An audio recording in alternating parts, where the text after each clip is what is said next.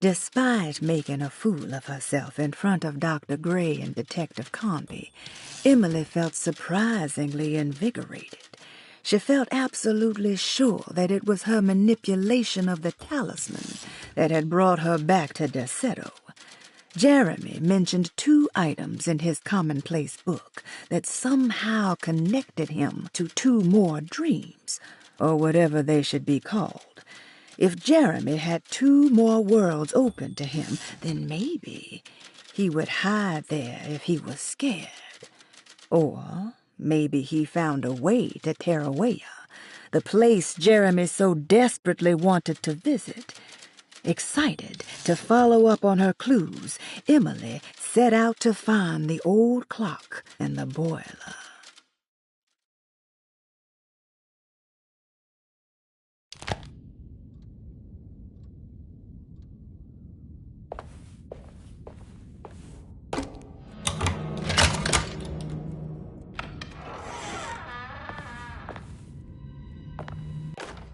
Saw your notice in the boiler room. You should know Mr. Chance won't be coming back. I got no business being in there myself, but you can take a valve from the wine cellar if you want to try to stop the steam pouring out. Be careful. Paul, you're right about the plates on the boiler and the clock. They have been sabotaged, and I think I know who did it. They have something to do with Jeremy's episodes and how he seems to disappear at night. Right now, it's important that you keep an eye out for any of the pieces. I want to find out if I can repair the plates. Let me know if you find any of them. Lottie. Tell Lottie to take a look at the well in the kitchen garden.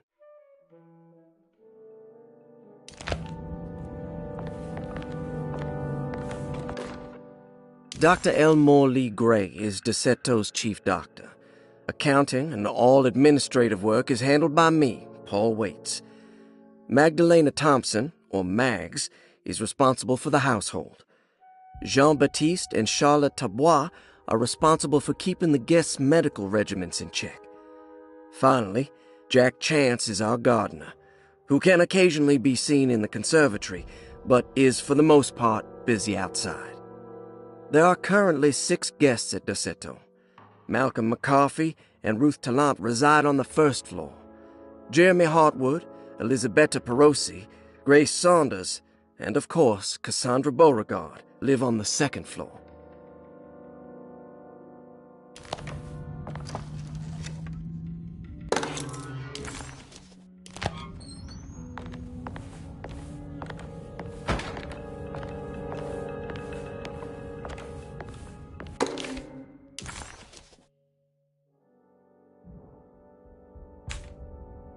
Cassandra Beauregard, the beloved author. Very exciting, isn't it? What do you want to put down for reason for admission? What her agent told us. Cassandra suffers from writer's block and needs to finish her moving picture script before the end of June. Mr. Chardot suggests Cassandra's heavy use of barbiturates is holding her back and risks ruining her career. And how should we summarize her? Grace Saunders, 11 years old. Reason for admission? Malcolm McCarthy, 54 years of age. Elisabetta Perosi, 33 years old. Ruth Tallant, 29 years of age. Malcolm McCarthy. Interesting. It's all the patient files except for Jeremy's. Looks sturdy. Doubt I'll be opening this.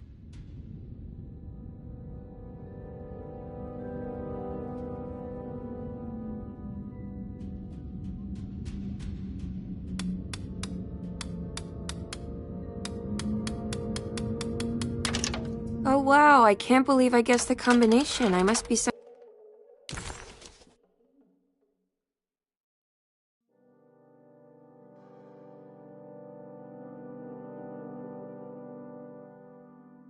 kind of genius.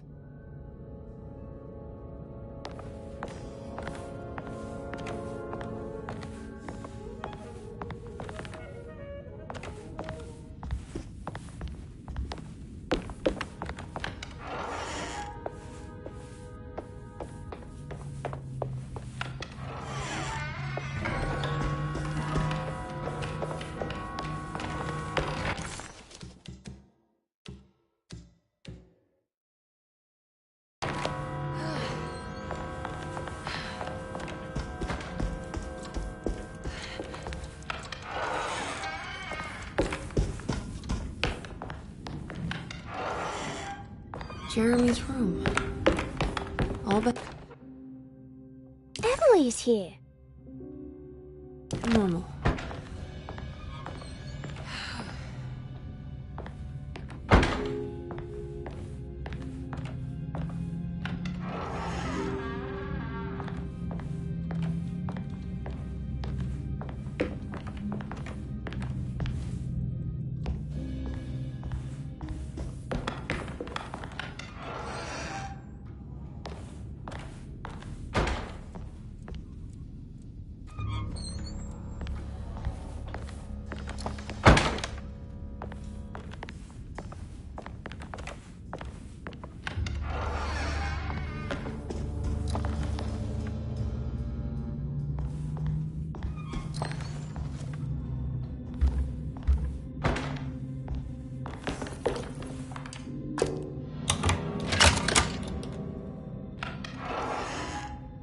What a strange... I did it! I crossed the thresholds to my intended destination without a focusing device. My talisman now knows these roads, and I have no need for the plates. I can find my way to Lafayette as easy as I find my own room. I visited the grave of my father and seen the oven waiting for me. Thank you for opening these doors.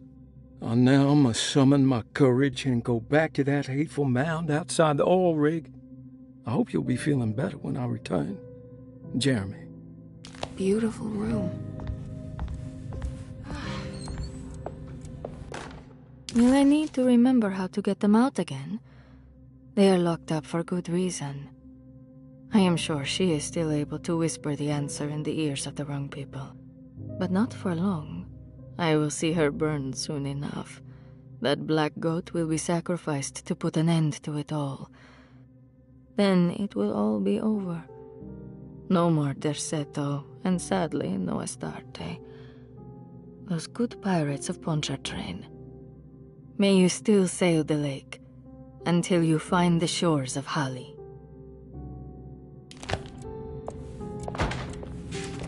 The Astarte Artist Colony. I'm pretty sure they had a Mardi Gras crew called the Pirates of Pontchartrain when I was a child.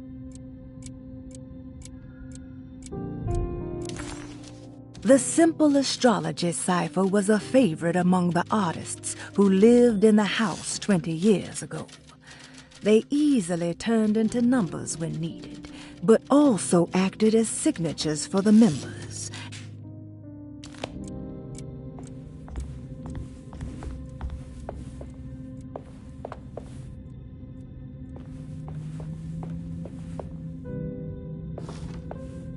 There's some aggressive-looking rot on these paintings.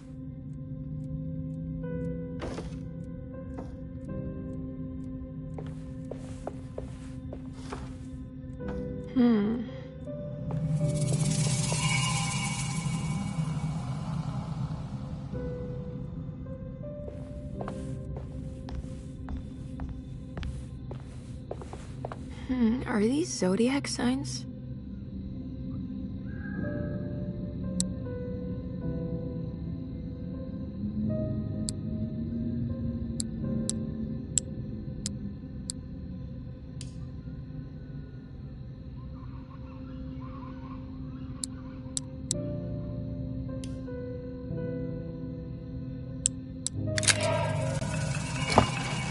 Here we go.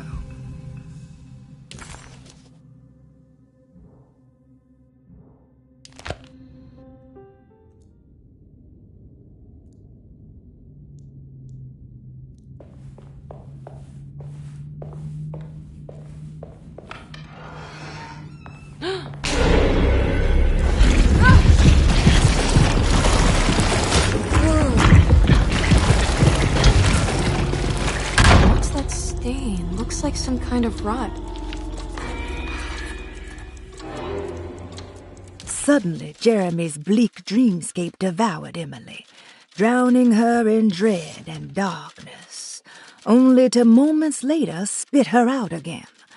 What had happened, and why? Was that her doing, or did someone else make it so? Everything's back to normal.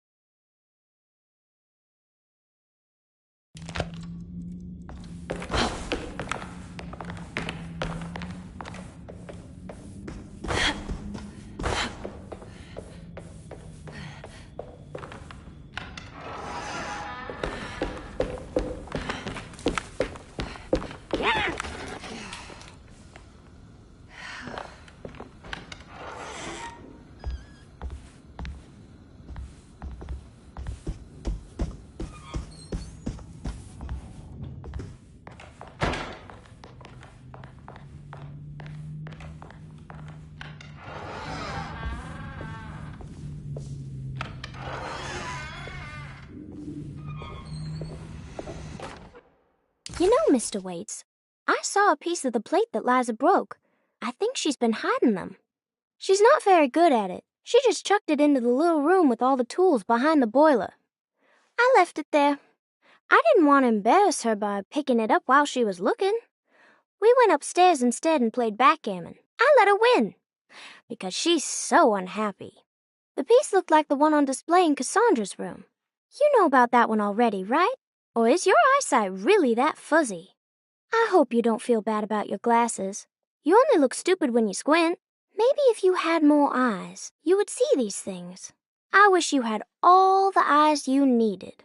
Your best and favorite guest, Grace.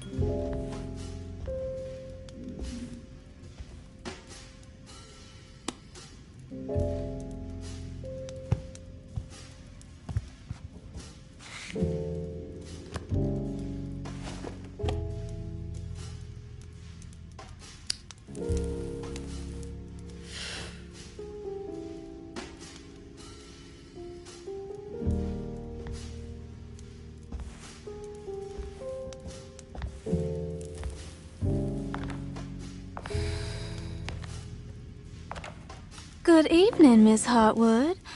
That is your name, isn't it? I would be terribly embarrassed if it wasn't. You're right. Emily Hartwood, Jeremy's niece. Nice to meet you. Ruth Talon.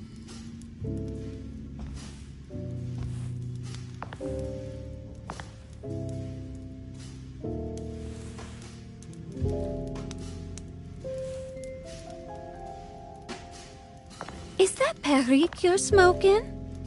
How terribly quaint. Maybe so, but I like it. Would you care to share some? That smell is making me feel very nostalgic.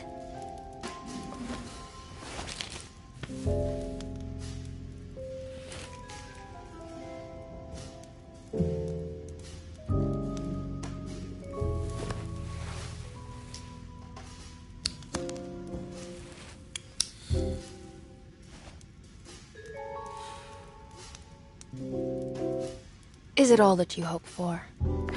I enjoy your light mockery, Miss Hartwood. I can tell we would make great friends. How flattering. Too bad you're locked up in this place. Your insincerity is really refreshing. I wish you were mad as I am. Then you could stay. Give it a few years and I might just be. Lunacy is one of my family's few privileges. Oh, good. I'll be looking forward to it.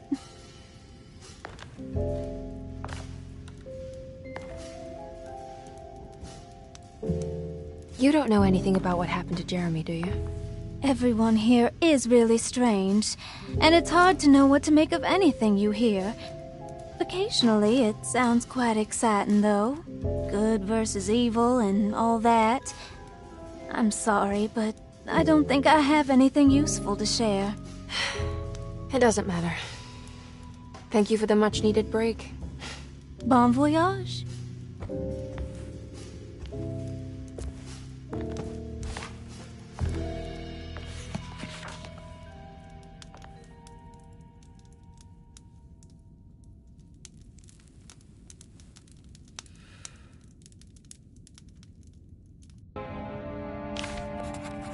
Emily felt surprised by how much she enjoyed the company of Ruth. There was something familiar and friendly about her, like they were old friends that simply forgot about each other.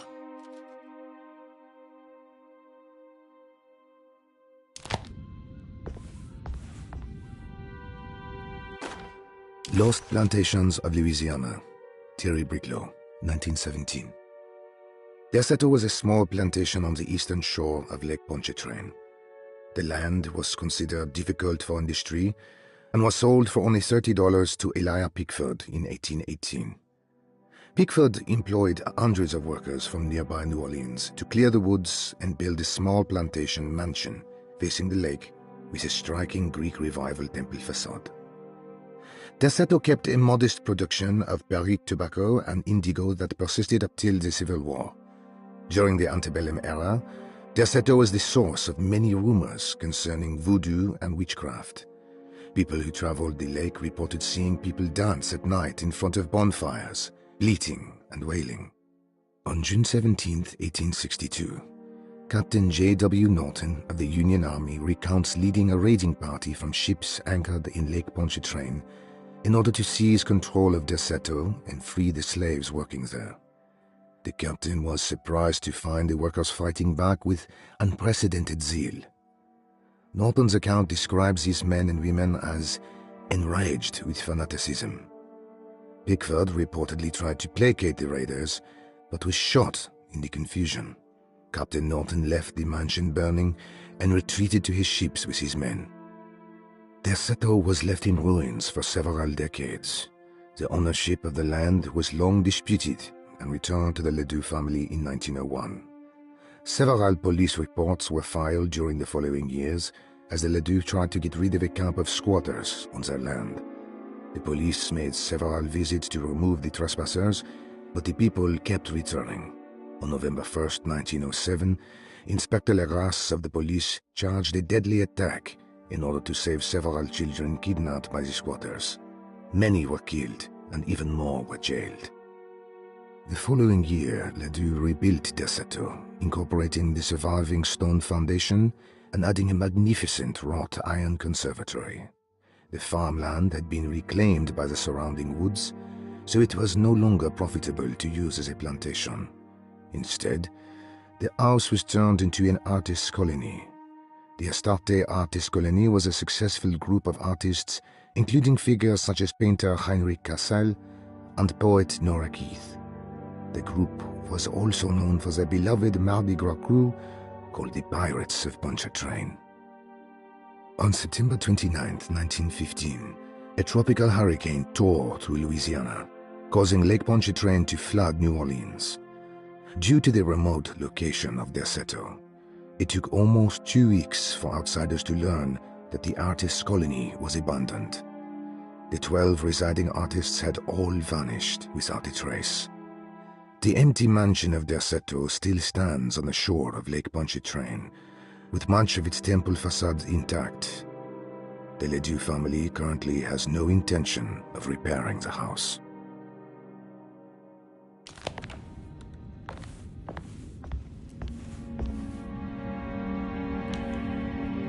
Are you reading anything good? A Brightness from Afar by Lord Boleskine. It's actually not bad.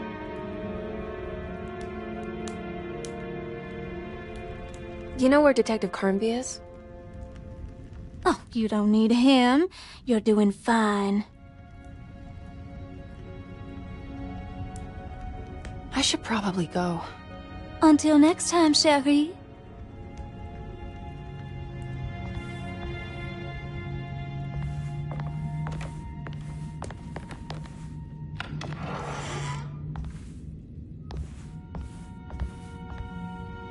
Now this'll come in handy.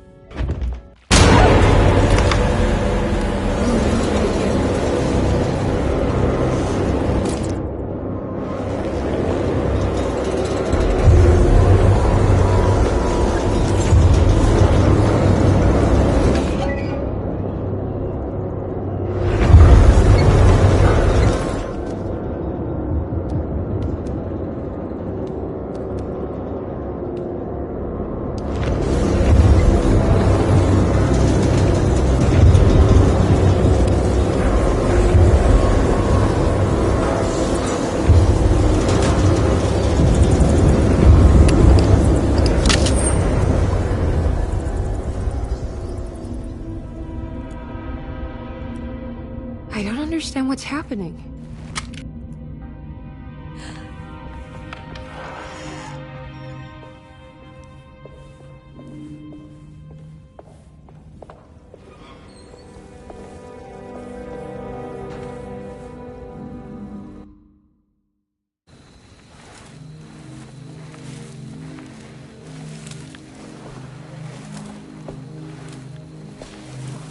Iawe saki nante ngwen, memprami saki nante ngwen, men le anjeni man yo deshena.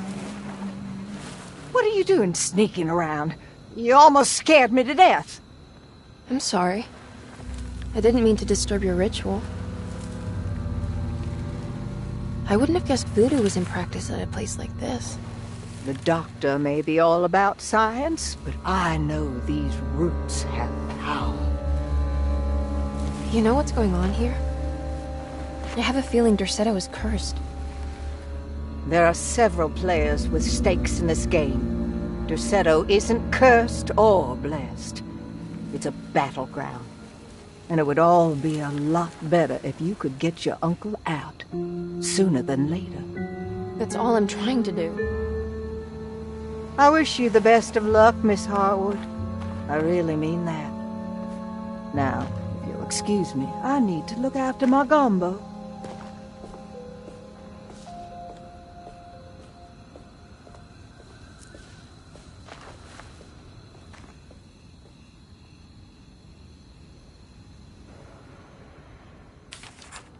The housekeeper buried something in the flower patch beneath one of Dr. Gray's windows.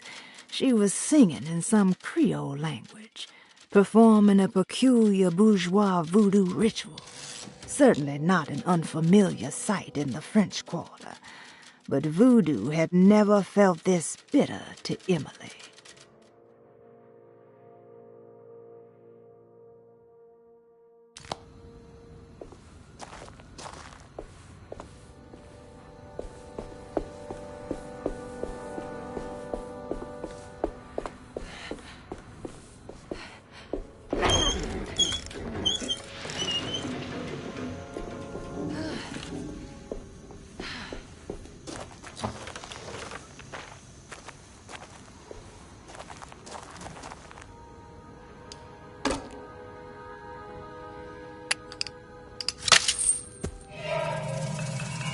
It worked. Ah, what's this?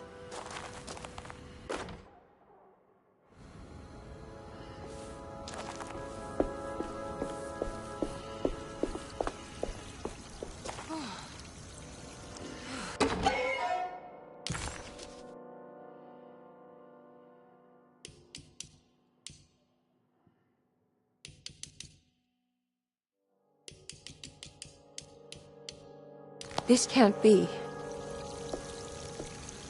What's that?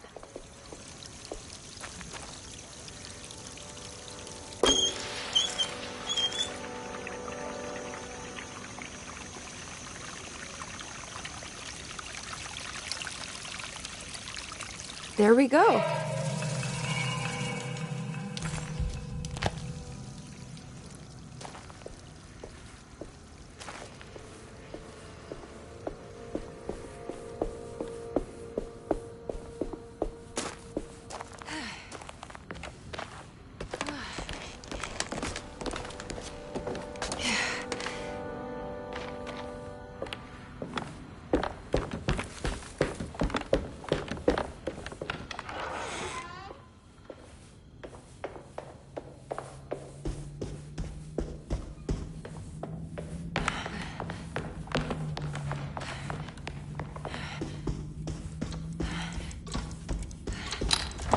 This must be the clock mentioned in the Commonplace book.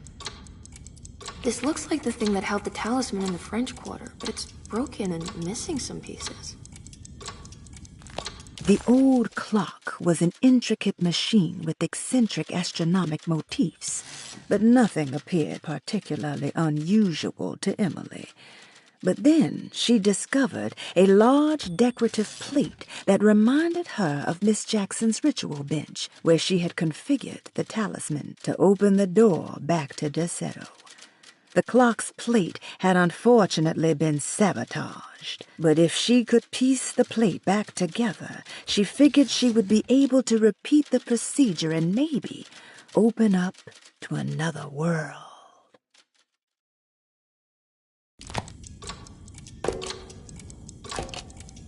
I think I've seen this somewhere.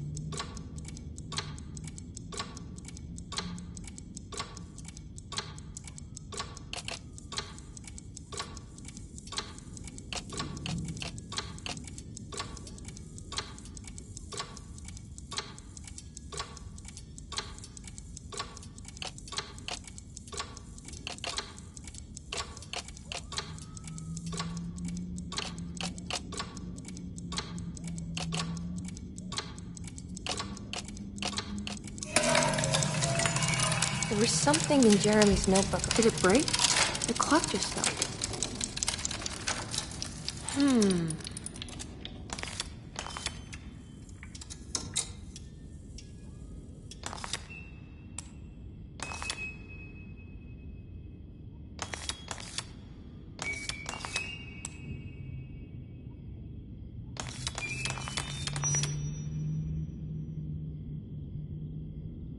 It's showing me something. That's just the hallway outside Jeremy's room, isn't it?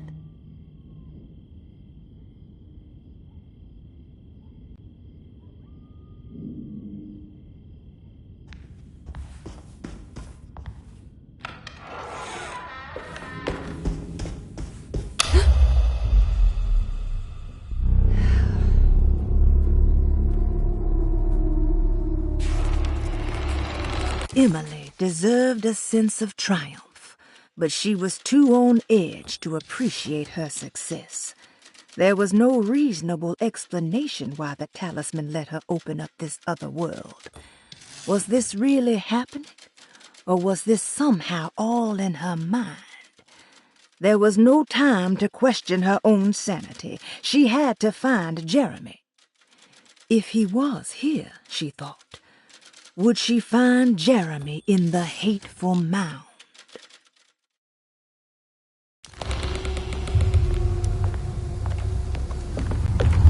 did it. I opened up another dream.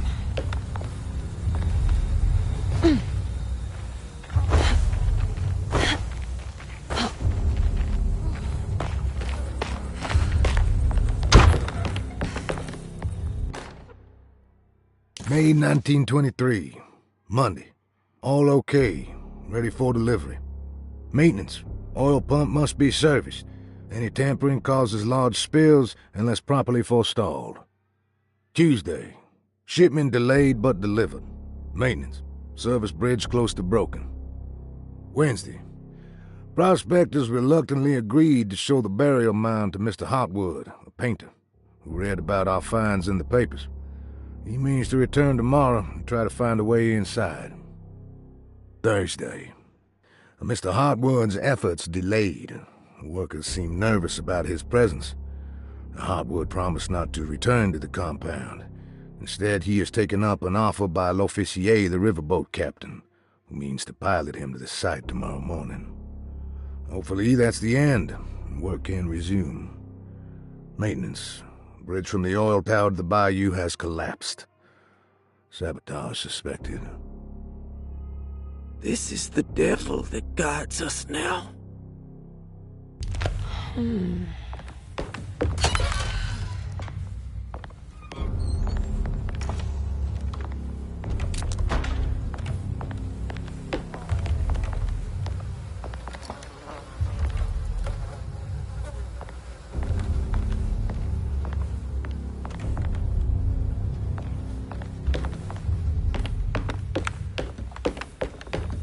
I need the key.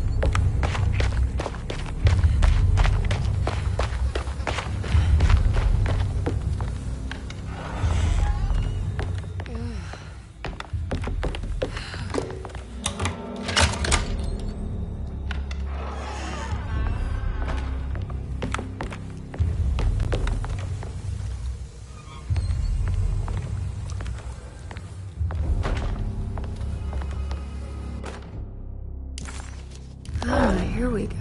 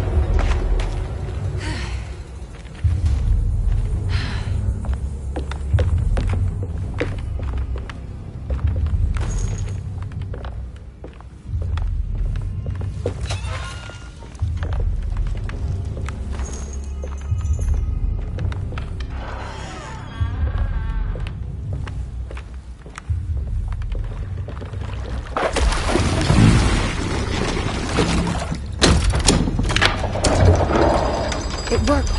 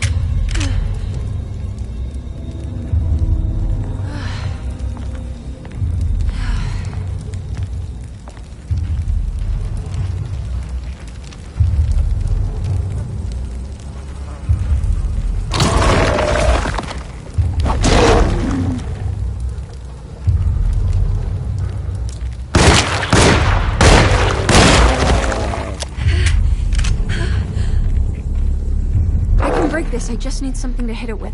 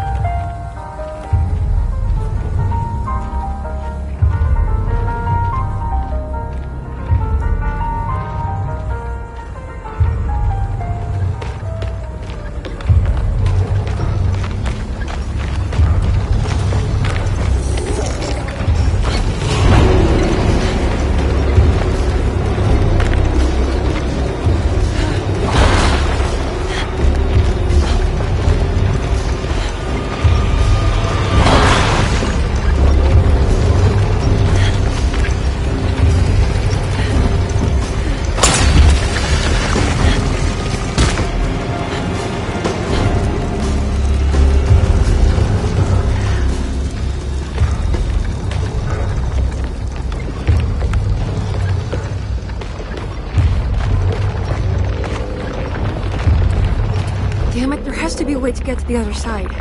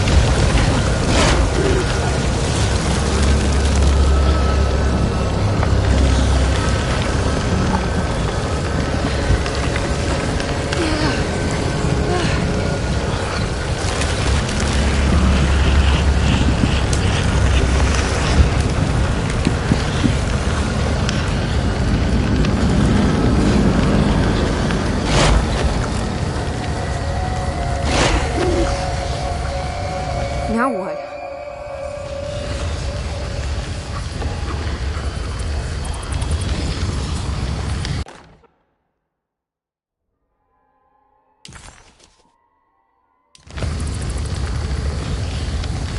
Just don't look down, Emily.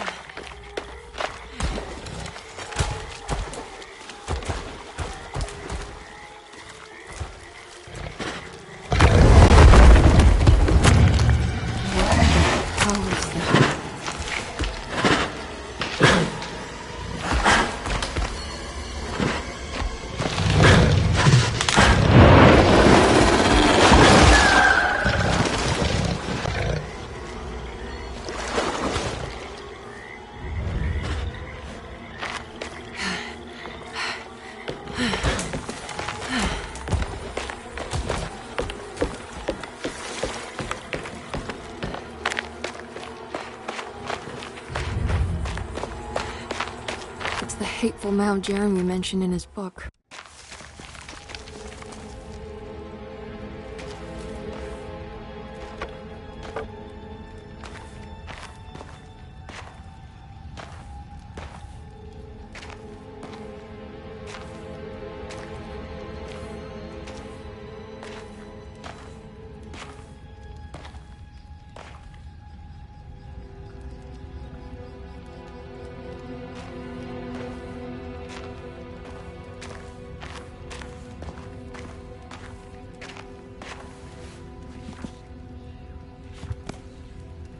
Jeremy, you dropped your...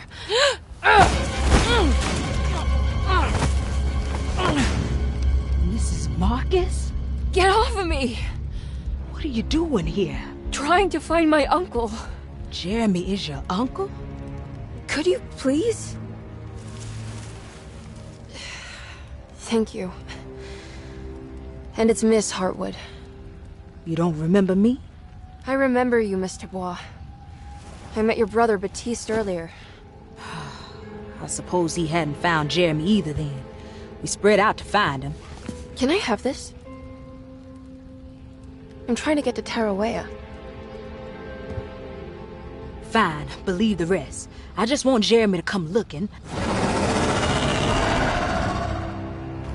We have to leave before it comes inside. What? Where? Come quick.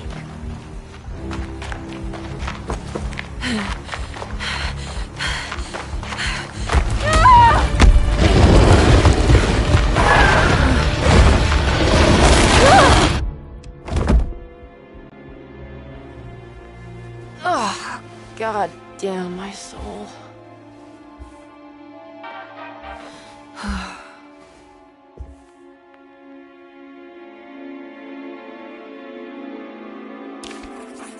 The dream of the grave under the cheniere suddenly vanished, and Emily found herself back at Derceto. Instead of Jeremy, she found Lottie, who, just like her brother Baptiste, reminded her of John, who died so bravely in the war. She pushed her painful memories out of her mind and returned to her investigation. She still needed to figure out what to do with the boiler. I'm back at Derceto.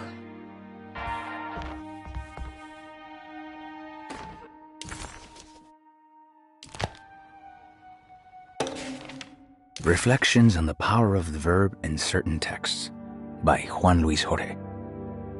To act is in itself.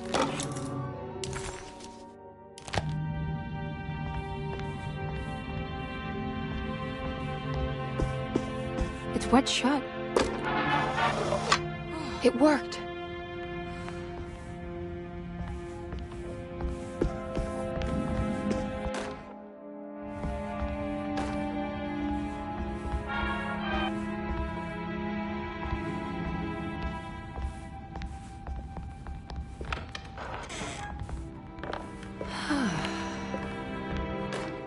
The Barlow lens. Instructions. To double the magnification of your telescope, simply fit this Barlow lens to your instrument. Then operate the fine-tuners to adjust the distance between your lenses. This is easily done while looking through your eyepiece. Simply search for a position where your picture is clear and appears flat. When correctly tuned, your telescope should present a clear picture with magnificent magnification.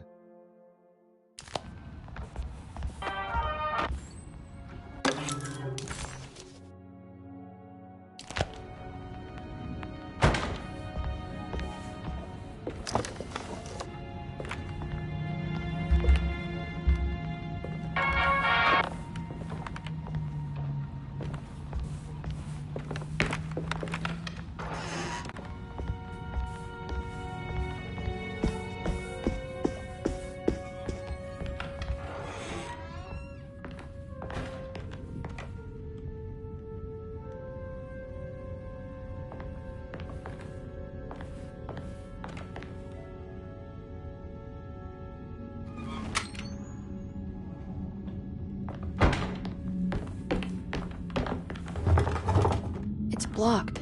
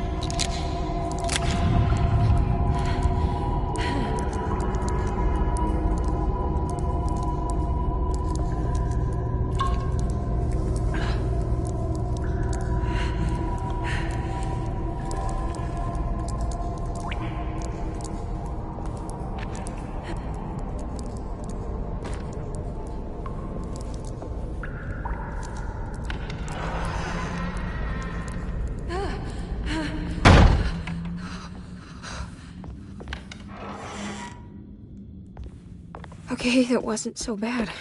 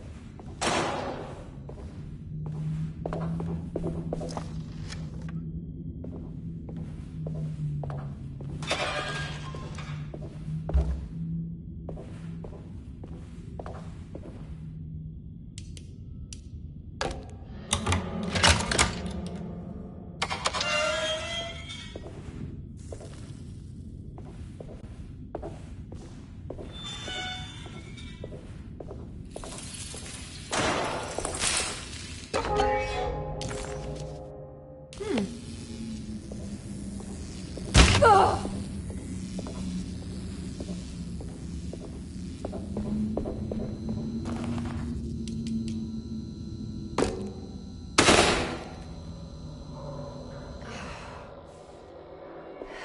I guess this works too.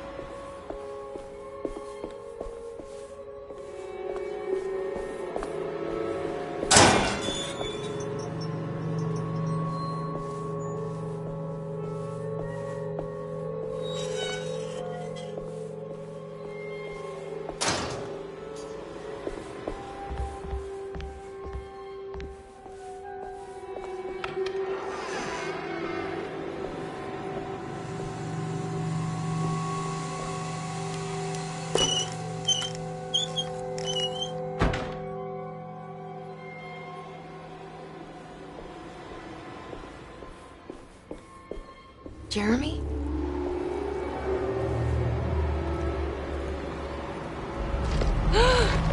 What the hell is that?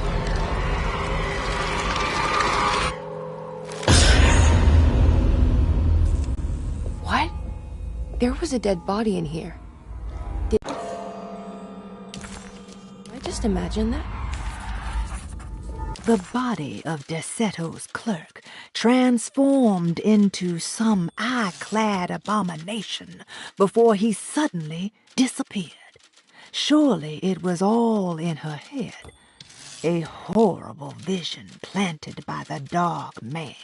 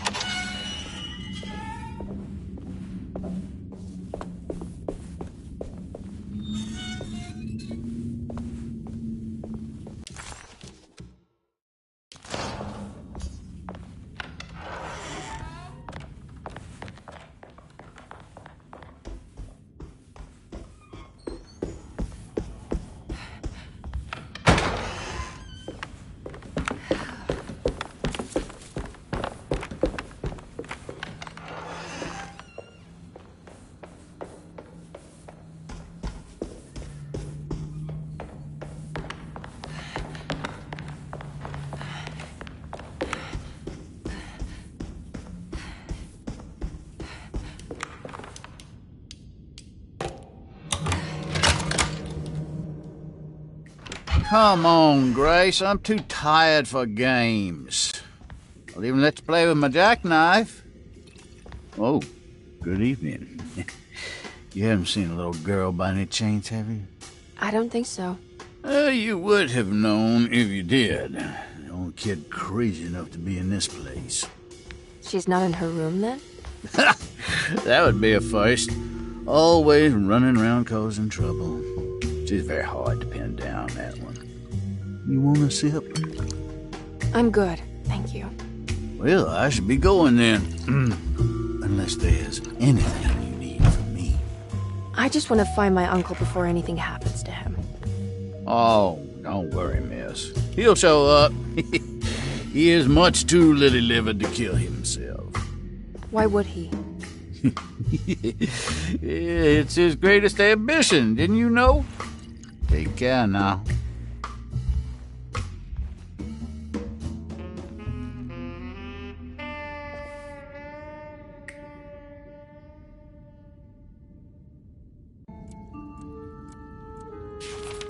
McCarthy moseyed off to continue his search for the little girl. Emily had meant to ask why he was looking for her, but decided against it, fearing that it would just prolong an already awkward scene.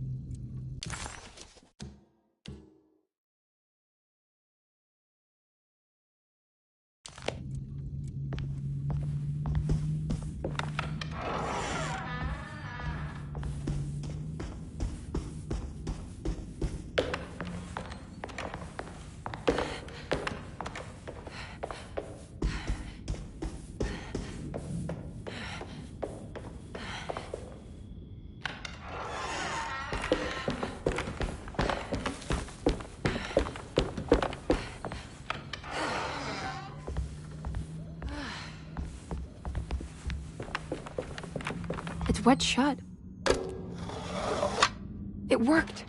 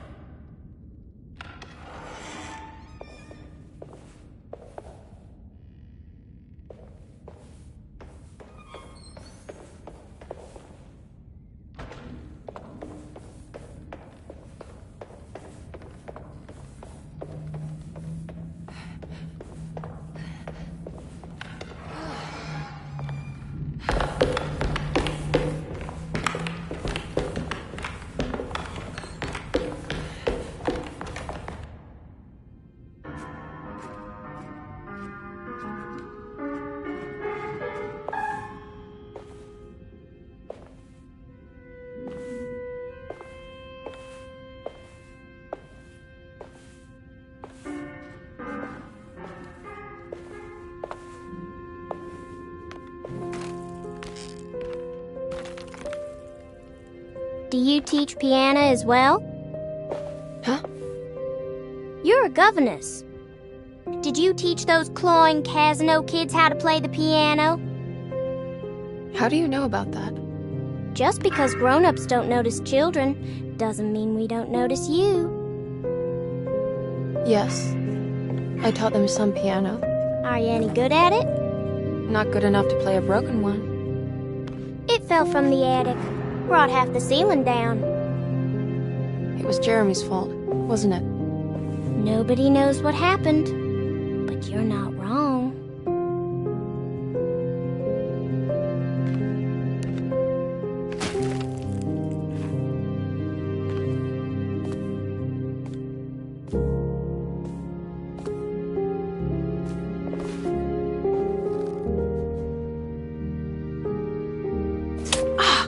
What are you doing?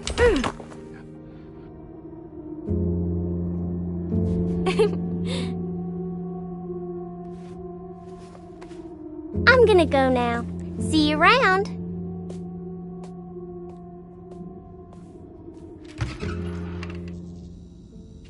The prick of the syringe hadn't hurt as much as the humiliation of being played by that child.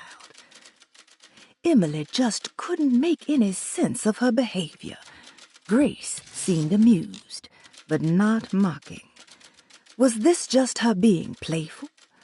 As her feelings subsided, a second thought appeared. She wouldn't have injected her with something, would she?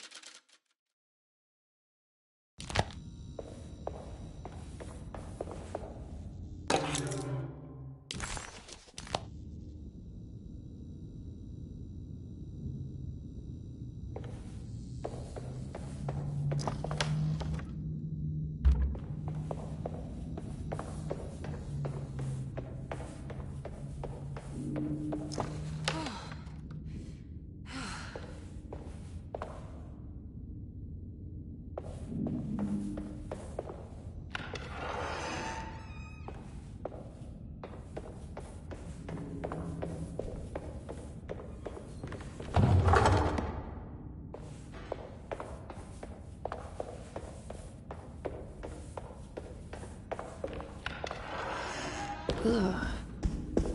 There's more. On the commonplace of evil, there lies virtue and stark irreverence, careless thoughts of luminous indifference. But blame not the beast we once were, which science so often wished to refer. Not the wicked full of sin, it is you who stand and grin. All our good intentions aside, whereupon we build our pride. Sunless solitude, follow not this corrupting light. Prophets of confidence always crashes out of sight. Hear me, for we all bear this mark. Thus we must remain alone in the dark. The unsettling rot.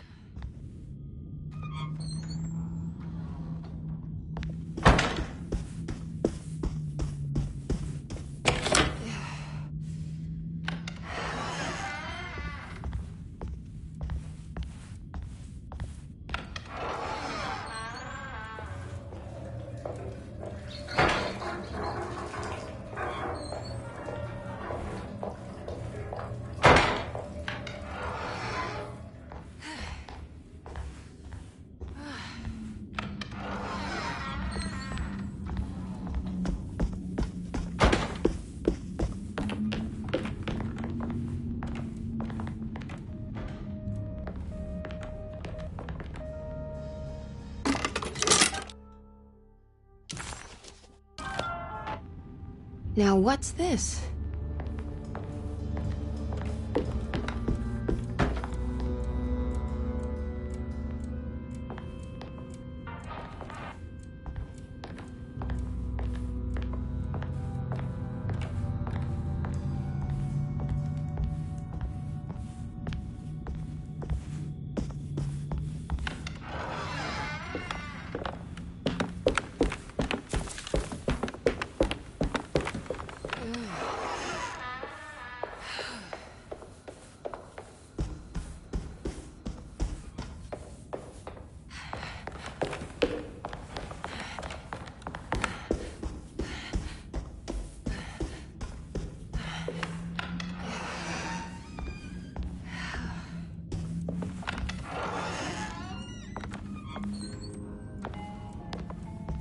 So this is Grace's room. Don't you worry, Grace. Go play your game, bleat and bellow with the others. I won't be jealous. There will be more masquerades. However, I would love it if you would finish my mask for the feast. With love, Ruth. Cute.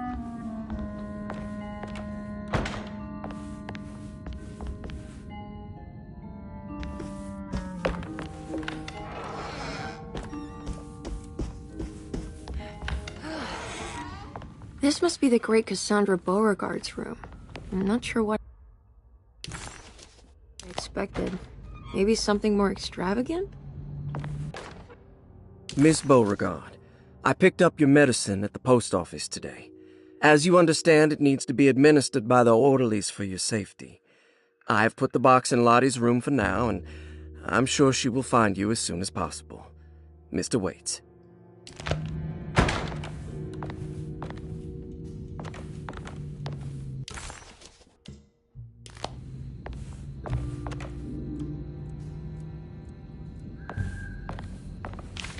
There's more of that. The medicine bottles had stains of rot on the labels, suggesting some greater shape. They just needed to be put in the right order. But for what purpose? Lots of rot on the bottles. I wonder what that means.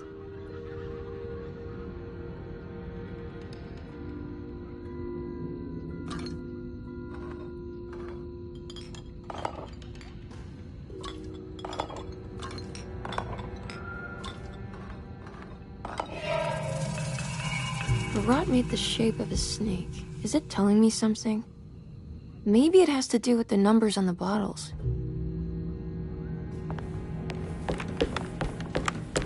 It's another one of those peculiar padlocks.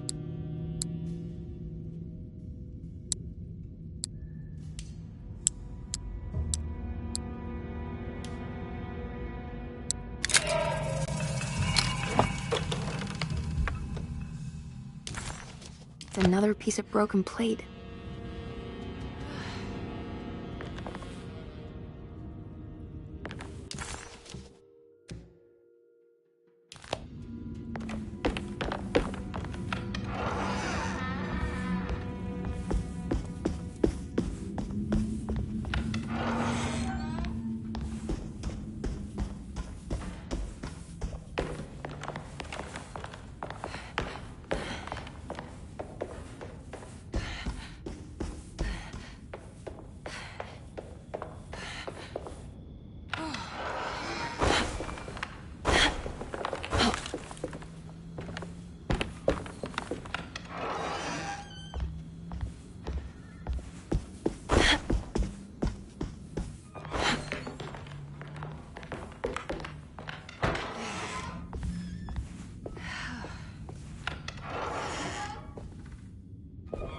It's another one of those plates for the talisman. It's also broken. The boiler seemed unremarkable, except for the broken decorative plating on the side. It looked similar to the ritual bench that Emily used in Miss Jackson's place to open the door leading back to Derceto. Emily wondered why it was broken and if it had been deliberately sabotaged. If so, why? Emily figured she would find out later and focused on finding the broken pieces and mending the plate. We're missing some pieces.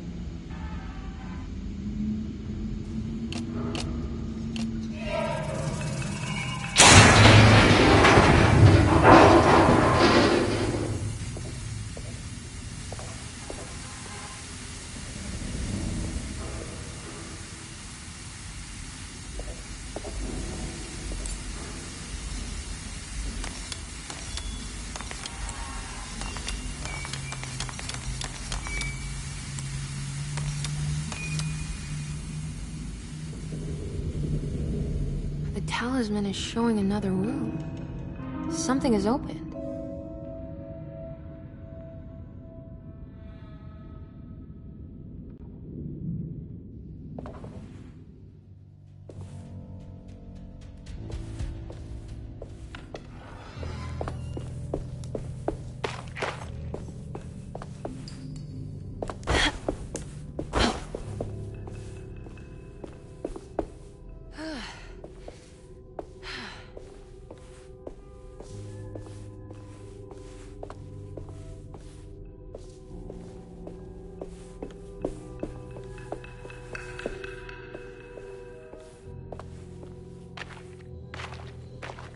It worked. Emily stepped out into the humid night and found herself recognizing the Lafayette Cemetery.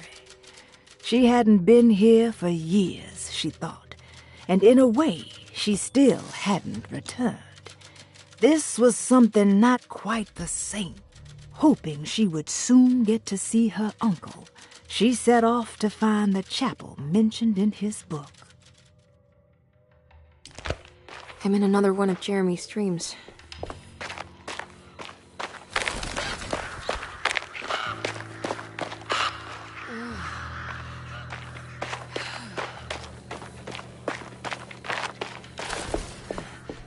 It's been a while since I visited the family tomb. I hope it's in a better state than the real world.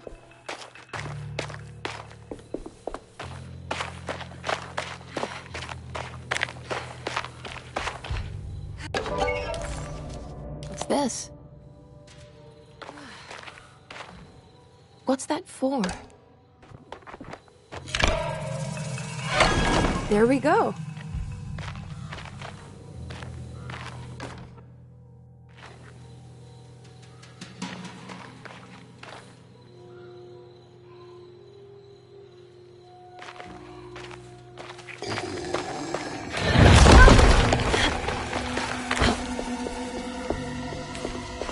It was the chapel where Jeremy had promised to mourn the mysterious Perosi.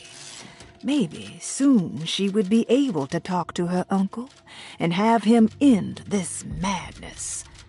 She just needed to find a way inside the chapel.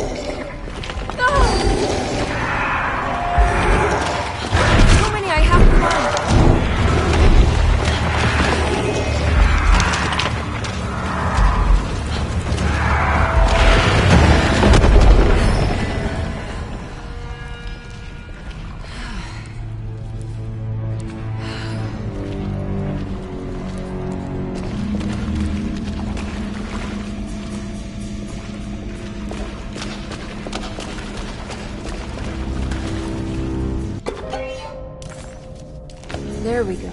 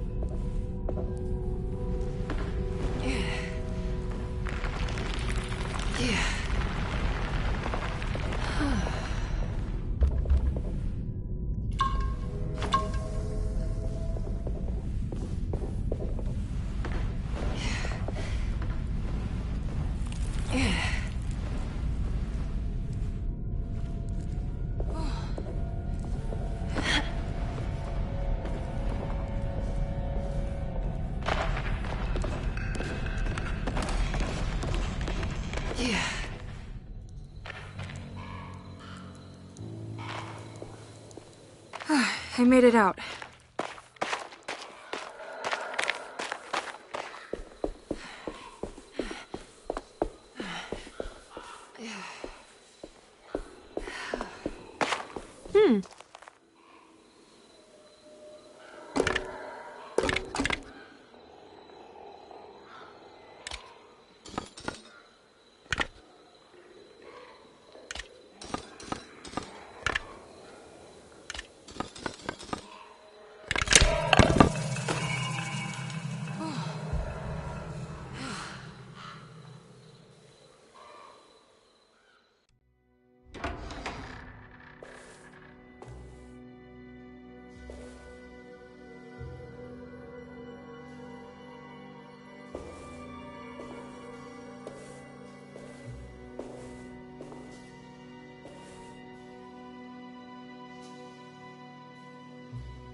Emily, is that you?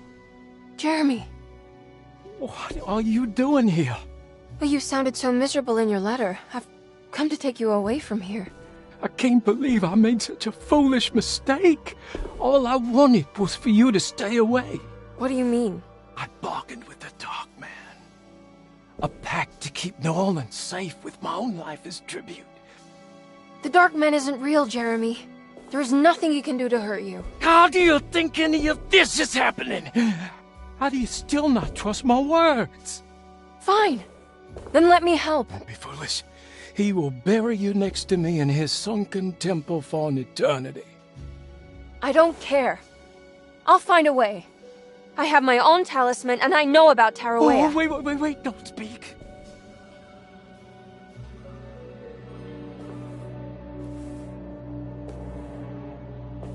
Who's in here? Show yourself. You know who, Emily. He took your grandfather. No, I mean it. Who's in here? I can feel someone's in here.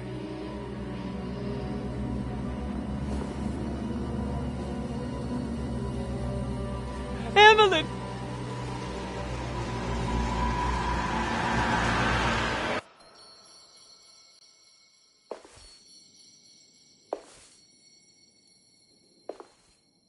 Tarawea.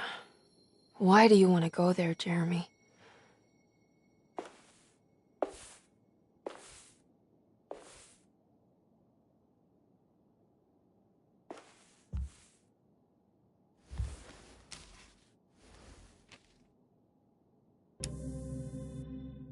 I've seen so many strange occurrences lately. Memories explode into existence and then burn out like tired glass bulb filaments. Dreamscapes crash down from the stars and sink into the sea. Doors that lead to nowhere and absolutely everywhere at once. With all this reverie, I want to think there's a chance that you found a way to remain alive in some way I cannot fathom. Just like I've learned to navigate with my talisman, maybe you, with all your knowledge, you somehow knew a way to find me again, perhaps in Tarawea. All my love, Jeremy.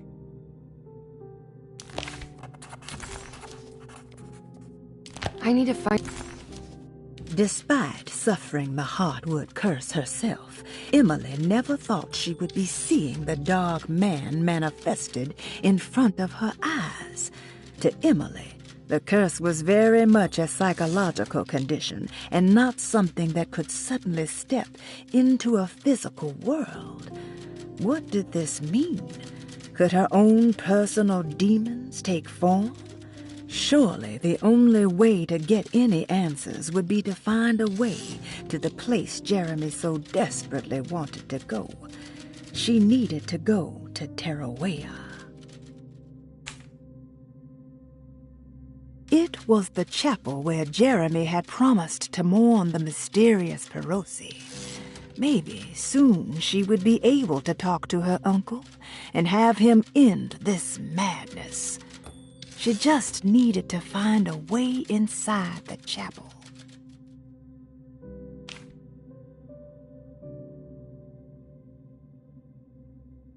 Emily stepped out. More about Jeremy's pact with the Dark Man. He meant to go to Tarawea. Maybe there is something there that would help. She was beautiful. Perosi's fate remained a mystery to Emily. Was she a part of Jeremy's story? Or did she maybe have her own? I wonder what happened to her.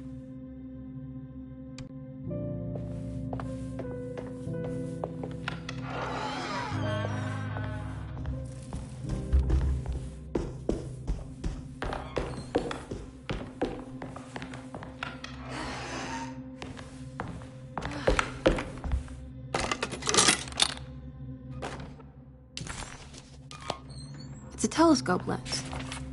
Oh, why would... Jeremy had found a way to enter Tarawea, but he wasn't allowed to go. He knew deep down that it was impossible for him to cross that threshold. Instead, he hoped that Perosi would go in his place and burn his library to the ground so he could start again. But she never got the chance. Perosi had her own problems, her own demons, and she died suddenly one day without warning. Holding the telescope lens in her hands, Emily suspected what it was, at least a part of the key to that paradise Jeremy so desperately wanted to see. Curious what she would find, she felt eager to put the lens to use.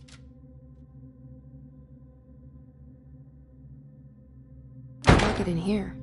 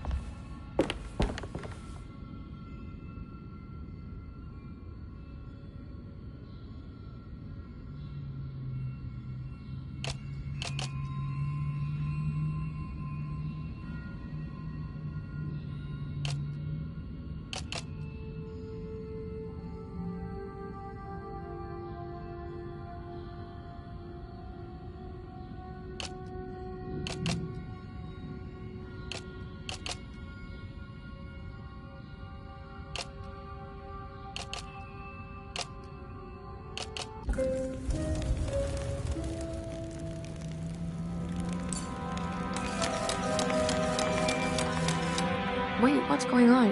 It's entering the numbers by itself? Okay, great, so where is that?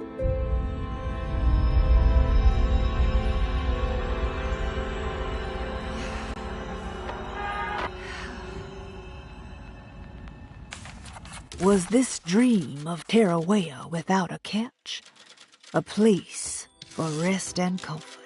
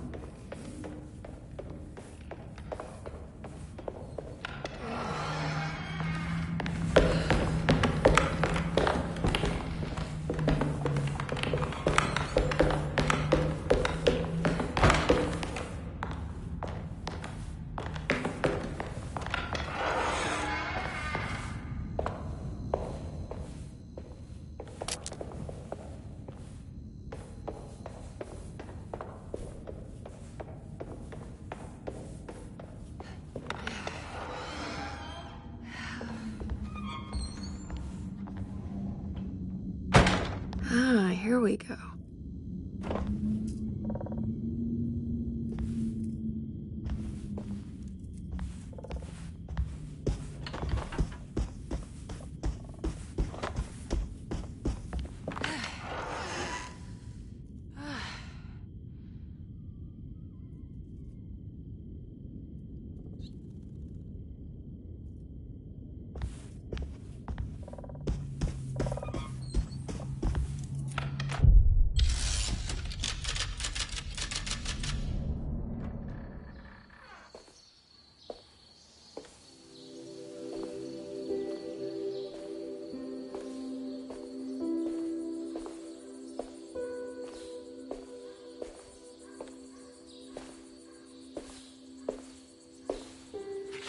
You should not have come, Emily.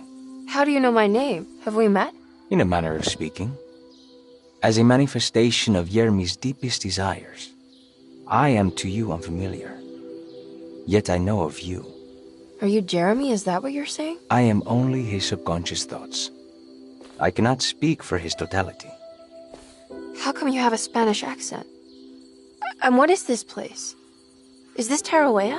This is indeed the fabled convent of Tarawea, where Yermi goes to find peace during his sessions with Dr. Gray. It's all fantasy then. Based on the things he has read and seen. And that includes you? Yes. My name is Juan Luis Jorge. Yermi once read a book of mine. It stuck with him. Can you help me break the pact with the Dark Man so we can leave Derceto? Yermi doesn't want you to. He wants to honor his word to the Dark Man. Why? What's the point? I don't understand what the pact is for. The people of Derceto are calling upon evil to enter this world. Your uncle offered his soul to the Dark Man to contain this disaster. What? No, that doesn't make any sense. The pact will be fulfilled at dawn. As the sun rises, Yermi will forever be entombed in his sunken desert temple. As promised, the Dark Man shall quarantine and starve the evil inside Derceto. What about all the patients and the staff? They will not stand a chance. That's unacceptable. How could Jeremy agree to this? Desperation, of course. Yermi did not choose martyrdom lightly. Well, nothing is lost yet. I'm sure I can find a way to break the pact and save Jeremy. And hopefully the people at Derceto.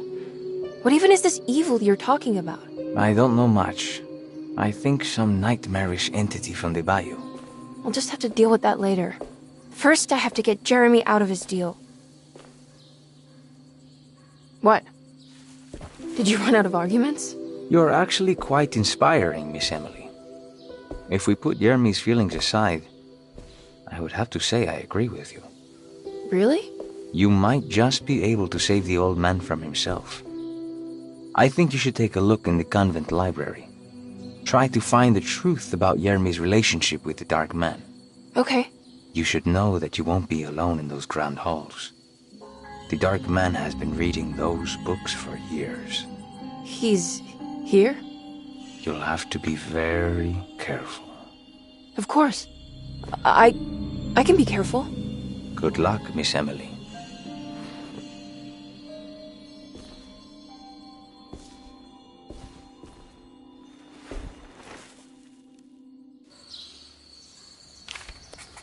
As much as Emily wanted to soak in the comfort of Jeremy's dream and take a seat next to Juan under his Bodhi tree, she knew. As much as Emily wanted to soak in the comfort of Jeremy's dream and take a seat next to Juan under his Bodhi tree, she knew she couldn't stay. She had to visit the library and find information about Jeremy and his first meeting with the Dark Man.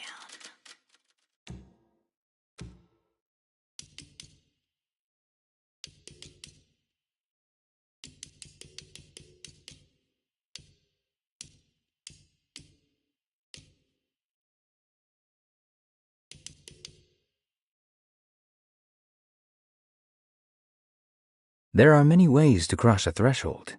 The easiest one is being invited. Edward had heard the whispers for years.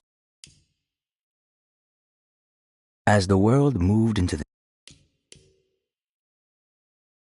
asleep, with anesthetized